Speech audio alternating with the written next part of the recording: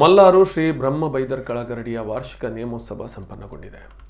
ತುಳುನಾಡಿನ 66 ಮೂಲ ಗರಡಿಗಳಲ್ಲಿ ಒಂದೆಂಬ ಖ್ಯಾತಿಯು ಮಲ್ಲಾರ ಗರಡಿಗಿದೆ. ಈ ಬ್ರಹ್ಮ ಬೈದರ್ಕಳ ಗರಡಿಗಳು ವಿಶಿಷ್ಟ ಆರಾಧನಾ ಸ್ಥಾನಗಳಾಗಿ ತಮ್ಮದೇ ಆದ ಆಶಯ ವೈಶಿಷ್ಟ್ಯ ಹೊಂದಿ ಗ್ರಾಮ ಆರಾಧನಾಲಯ ಆಗಿ ರೂಪುಗೊಂಡ ಇತಿಹಾಸ ಬಹು ರೋಚಕ. ಈ ಪುಣ್ಯಭೂಮಿಯಲ್ಲಿ ತಮ್ಮ ತ್ಯಾಗ ಬಲಿದಾನಗಳಿಂದ ವೀರಪುರುಷರಾದ ಕೋಟಿ ಚೆನ್ನಯ್ಯರು ದೈವತ್ವ ಹೊಡೆದು ಪೂಜಿಸಲ್ಪಡುತ್ತಿದ್ದಾರೆ. ಕಾಪು ತಾಲೂಕಿನ ಮಲ್ಲಾರು ಗ್ರಾಮದಲ್ಲಿರುವ ಗರಡಿಗೆ ತನ್ನದಾದ ಪರಂಪರೆ ಇತಿಹಾಸವಿದೆ. ಸುತ್ತಮುತ್ತಲಿನ ಭಕ್ತರು ಸೇವೆ ಸಲ್ಲಿಸುತ್ತಾರೆ. ಆರಾಧನೆಗಾಗಿ ಬರುವ ಭಕ್ತರ ಸಂಖ್ಯೆ ವರ್ಷದಿಂದ ವರ್ಷಕ್ಕೆ ವೃದ್ಧಿಸ್ತಾ ಇದೆ.